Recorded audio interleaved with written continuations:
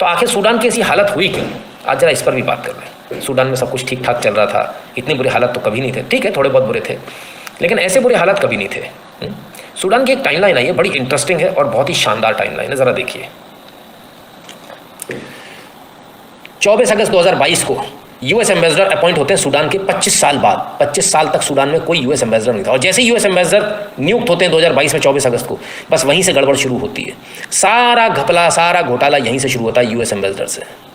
अब जरा समझिए, जब तक यूएस एम्बेसडर नहीं था तब तक कोई दिक्कत नहीं थी, लेकिन यूएस एम्बेसडर के अपॉइंट होते ही गड़बड़ शुरू हो गई। क्यों? क्योंकि अगेन वो CIA, जॉर्ज सोरोस का पैसा, मतलब CIA का पैसा, अमेरिकी सरकार का पैसा, यूँ कहें, जॉर्ज सोरोस तो एक प्यादा है, ये सारा पैसा वहाँ पंप इन कर दिया गया लोगों को हथियार खरीदने में, जबकि लगातार इनपुट आ रहे थे कि बल्क में हथियार जो है प्रोवाइड कराए जा रहे हैं, बल्क में हथियार जा रहे हैं, और ये तमाम सारी चीज़ें हो रही, घटनाएं हो रही हैं, अलग अलग खेमे बन रहे हैं, और ये सब कुछ कर रहा था अमेरिका बैठकर। इसके बाद 28 सितंबर 2022 को US ambassador warns Sudan against finalizing Russian naval base deal. सबसे बड़ी दिक्कत यहाँ हुई, मुझे मैप खोलना पड़ेगा। सूडान ने, रशिया ने और सूडान के बीच में एक नेवल बेस को लेकर डील हुई, हम अपना नेवल बेस बनाएंगे यहाँ पर। और जैसे ही वो डील हुई, एक्चुअली में ये डील जब फाइनल हो रही थी, उसी समय अमेरिका को भी चिंता नहीं हुई सूडान की। अमेरिका ने कहा इनसे क्या लेंगे हम, ये तो बकवास देश है, यहाँ हमने क्या करना, हमें यहाँ से कोई मतलब ही नहीं है, इस देश से हमें कोई मतलब ही नहीं है। ये रहा सर सूडान, उनको इससे मतलब ही नहीं है, क्योंकि उनको तो इजिप्ट से मतलब है, उनको बाकी सबसे मतलब है। इस देश से करेंगे क्या? जरा अमेरिका की स्थिति देख लें। अमेरिका, ये रहा अमेरिका, ठीक है, और यहाँ आएंगे तो ये मिलेगा आपको सूडान। इनको कभी इसकी चिंता हुई ही नहीं, ठीक है ना। फिर अचानक से इनको याद आया कि रशिया, ये रहा रशिया, अपना नेवल बेस सूडान में बना रहा है, इजिप्ट से वो दर्रा आ रहा है और यहाँ पर अपना नेवल बेस बना रहा है। अगर रशिया ने यहाँ पर नेवल बेस बना लिया तो उस पूरे इलाके पर रशिया का कब्जा हो जाएगा, एक तरह से पूरी कंट्रोलिंग कर लेगा ये।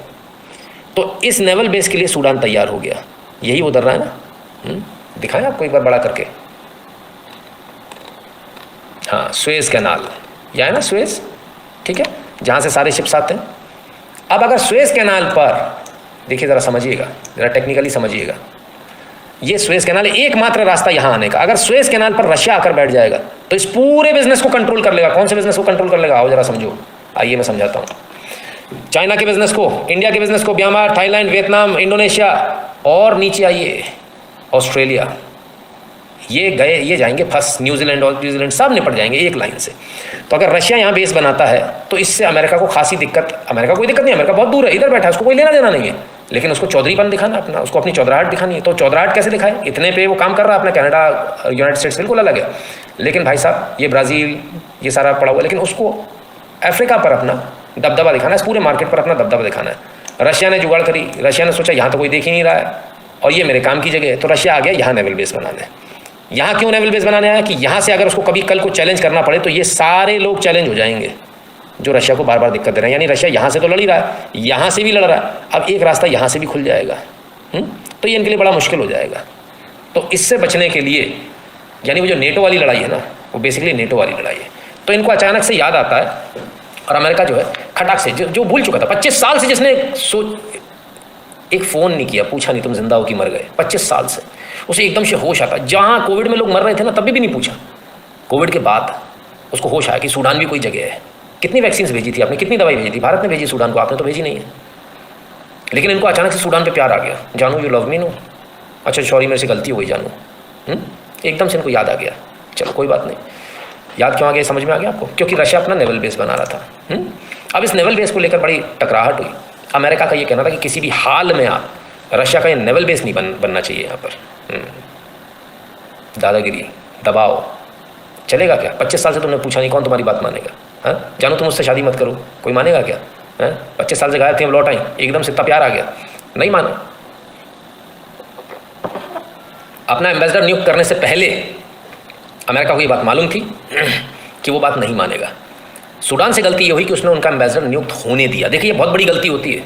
अक्सर जब आप थोड़ा सा इजी प्ले करते हो ना, तब ये दिक्कत होती है। इससे भारत सरकार को सबक लेना चाहिए। कभी इजी प्ले मत कीजिए, हमेशा स्ट्रांग रहिए। तुम्हें 25 साल याद नहीं है, आज क्यों याद आ रही? गेट आउट, यहाँ कुछ नहीं खुलेगी तुम्हारी एम्बेसी। सीधा मना करना चाहिए था। सबसे बड़ी गलती इनसे होगी। इन्होंने सोचा कि अगर हम मना करेंगे तो ये और ज़्यादा प्रोएक्टिवली हमारे देश के अंदर ये सब करेंगे, पैसा भिजवाएंगे, दंगेबाजी कराएंगे।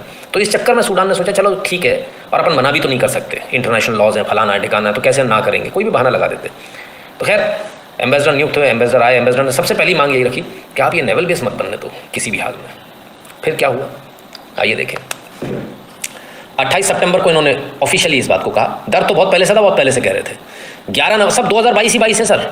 अगस्त 24, 28 सितंबर, अगस्त के बाद सितंबर, उसके बाद नवंबर 11। Blinken urges Sudan to consider US support for the rapid formation of civilian led transitional government. समझे आप, दंगाबाजी भड़का दिया। पहले से ही अमेरिका भड़का रहा था, कोई अभी नया नहीं था, पहले से ही भड़का रहा था। ये तो फाइनल टच के लिए आए थे कि एक काम करो भाई, तुमने ये तो मानी नहीं, इसमें तो चुप हो गए कि नेवल बेस के बारे में तो बात ही नहीं हो रही, इसकी तो कोई चर्चा ही नहीं कर रहा। तो एक काम करो, तुम्हारे इतने दंगेबाजी, एक काम करते हैं, एक ट्रांजिशनल गवर्नमेंट बनवा लेते हैं बीच की, जिसे क्या कहते हो आप हिंदी में, टेम्प्ररी गवर्नमेंट, कि फिर चुनाव ना होंगे, ऐसा होगा वैसा होगा, फिर एक सरकार आ जाएगी, है ना। तो हम बनवा देते हैं। अरे वाह राजा, तुम तो बड़े गजब हो यार, ऐसे इतना गजब। चलो दूसरे देश में जाके सरकार बनवाएंगे। Looking at South Korea's today's agreement, I am today more than ever proud Indian. I couldn't believe my eyes and probably should salute Indian services. हाँ रमेश जी, बिल्कुल भैया। सुषमा जी का एक कार्य न्यूजीलैंड बहुत प्रचलित है। उन्होंने एक विधवा भारत की बेटी के पति का अंतिम संस्कार करवाया था और 1 टाइम वीज़ा एक्सटेंड कराया था। अच्छा मनदीप सिंह जी, चलिए बहुत बढ़िया। In India also use ambassador appointed after 3 years। हाँ सही जा रहे हो आप, ये क्वेश्चन मार्क आपके दिमाग में एकदम सही बनेला है, इसको यहाँ बना लीजिए ऐसे टू, है ना, काम आएगा। ठीक है, अब आगे चलिए। कहाँ से आए भाई तुम, ये कौन आया ये भाई, ये देखो इसको, ये मुद्दे की बात छोड़ के कुछ और इनको चाहिए। बताओ इनको, बताओ भैया यहाँ पे किस तरह से लाइव चलता है, समझाओ इनको, आप लोग समझाओ, मैं जब तक आगे चलता हूँ। ठीक है, तो कहते हैं कि ट्रांजिशनल गवर्नमेंट बना देते हैं। Victorian airlines last posting was in Sudan. मालूम है, मालूम है, सारा कांड टोनी का करा हुआ है। और एक्चुअली ये सब तो सीआईए के गुर्गे हैं।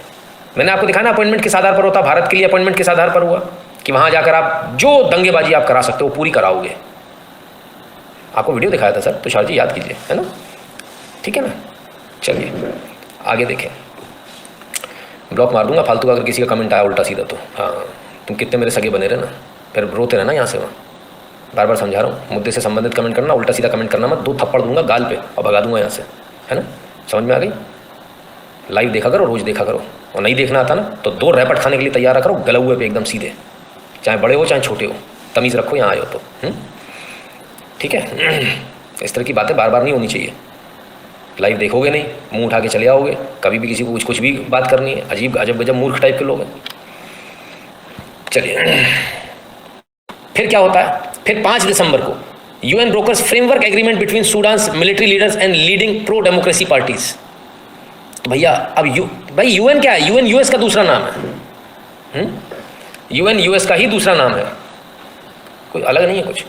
कौन सा फर्क पड़ रहा है, अपने मन से यूएन कुछ भी करता, जो अमेरिका चाहता वही यूएन करता। तो यूएन और यूएस एक ही चीज़ है, बस ऐसा हटा के एन लगा दो। तो यूएन ने वो यूएन दलाली करना है, ब्रोकरशिप करने आए, दलाली करने आए कि हम सरकार बनवा देते हैं कुछ। चलो अमेरिका नहीं बनवा पा रहा था, अब अमेरिका यूएन के नाम से आया, मुखौटा पहन कर आया, वो भी बात नहीं बनी। फिर क्या होगा, चलिए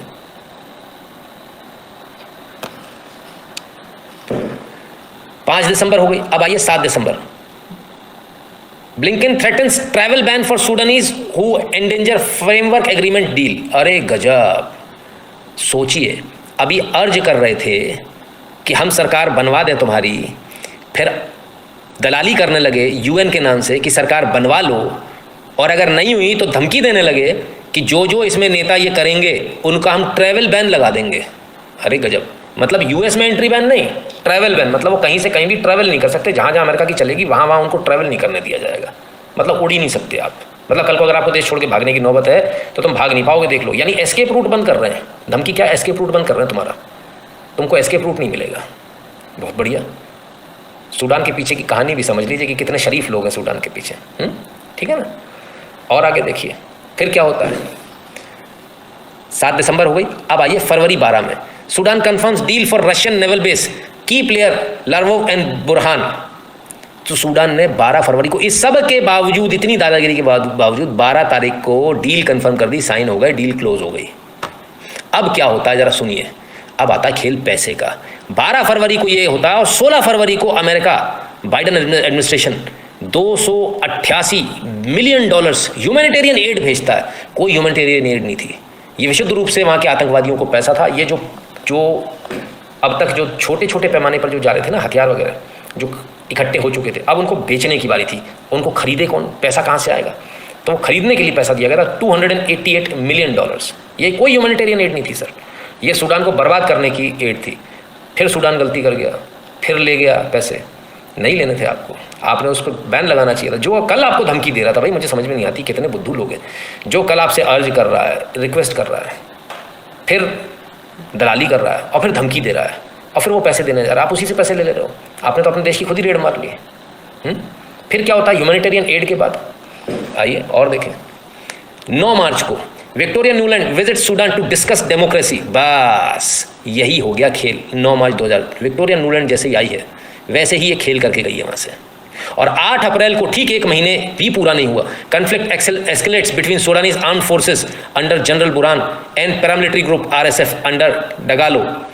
और अप्रैल 22 US इवैक्यूएट्स सूडान। सब में आग लगा के US भाग गया, सबको भड़का भड़कू के, सबको हथियार पकड़ा के, तू भी हथियार ले, तू भी हथियार ले, और सबसे क्या किया, खुद भाग गया। भाई बड़ा गजब है, ऐसा देश तो हमने आज तक नहीं देखा। पूरी दुनिया में जहाँ देखेंगे ना आपको यही देखने को मिलेगा। अमेरिका का यही एक सिग्नेचर स्टाइल है, सब जगह आग लगा के सबको बर्बाद करके धीरे से निकल जाना। लगभग यही सिग्नेचर स्टाइल आपने सीरिया में देखा, यही सिग्नेचर स्टाइल उससे पहले आते हैं, यही सिग्नेचर स्टाइल आपने इराक में देखा, यही सिग्नेचर स्टाइल आपने सीरिया में देखा, तमाम सारी और जगहों पर देखा।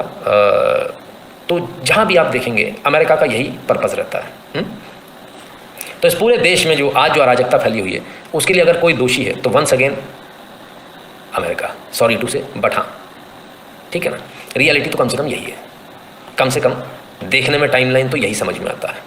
अफगानिस्तान अगर नंबर ऑफ, अफगानिस्तान में तो चलो फिर भी बिन लादेन छुपा था तो उनका ये कहने का एक बार को हक बन सकता है कि हमारा दुश्मन वहाँ था इसलिए हमने हमला किया, ठीक है ना।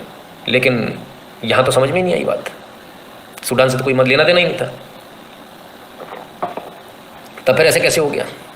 बड़ी हैरानी होती है, गजब है साहब, ठीक है ना।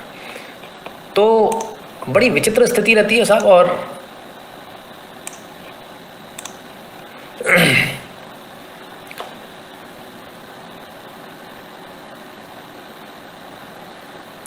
Excellent humanitarian aid but not for humans. Absolutely Naveen ji, human aid तो है पर ह्यूमंस के लिए नहीं है।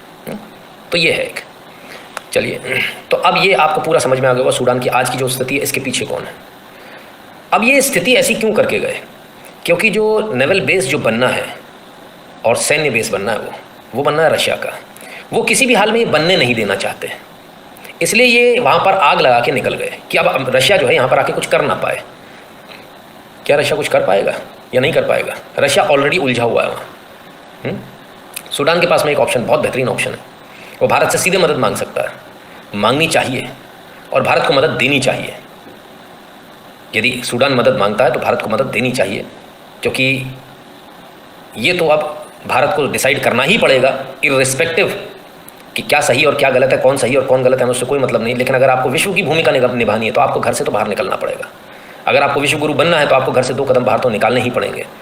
और अगर सूडान मांगता है ये मदद तो भारत को देनी चाहिए, मेरा ऐसा मानना है। क्योंकि यूएन के भरोसे हमने जो अपनी सेनाएं दे रखी है, अब समय आ गया है कि हम उन सेनाओं को विड्रॉ कर लें।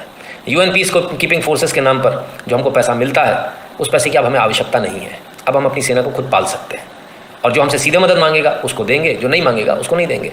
सबसे बड़ी बात यह है इस बारे में, इस पूरे मुद्दे में, कि यूएन पीस कीपिंग फोर्सेस से ज़्यादा वैल्यू भारतीय सैनिकों की है। क्योंकि पूरी दुनिया में किसी भी टेरेन में और किसी भी प्रकार के आतंकवादी हमलों में, चाहे किस प्रकार से भी आप लगा लीजिए, जो सबसे बेटर परफॉर्मेंस आज तक किसी आर्म फोर्सेस का है तो भारतीय सेनाओं का है, भारतीय जवानों का है। तो हमारे पास एक बहुत अच्छा मौका है, इस मौके का हमको फ़ायदा उठाना चाहिए। धीरे से हमको विड्रॉ करना चाहिए और अपनी सेना, अगर आप हमसे मांगोगे तो हम दे देंगे। भारत को इससे बहुत फ़ायदा होना है। अपनी सेना जाएगी, उसका बिल आप डायरेक्ट ले सकते हो, अपने रुपयों में ले सकते हो, आपको डॉलर की ज़रूरत है। और रुपयों में लेने की ज़रूरत क्या है? जब सूडान के पास इतने सारे गोल्ड रिजर्व हैं तो गोल्ड में ले लेंगे, है ना तो रुपयों में दे पाएंगे और ना में उनसे चाहिए। तो एक पन दो काज, कई सारी बातें एक साथ होती हैं। तो उम्मीद करेंगे कि शायद ये बात कुछ लोगों तक पहुँचे और कुछ बेहतर हो।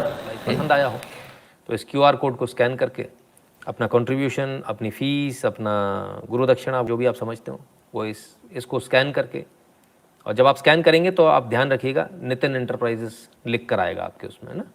जो लोग भारत के बाहर हैं वह patreon.com/नितिन शुक्ला पर और paypal.me/नितिन शुक्ला GWL पर कंट्रीब्यूट कर दें।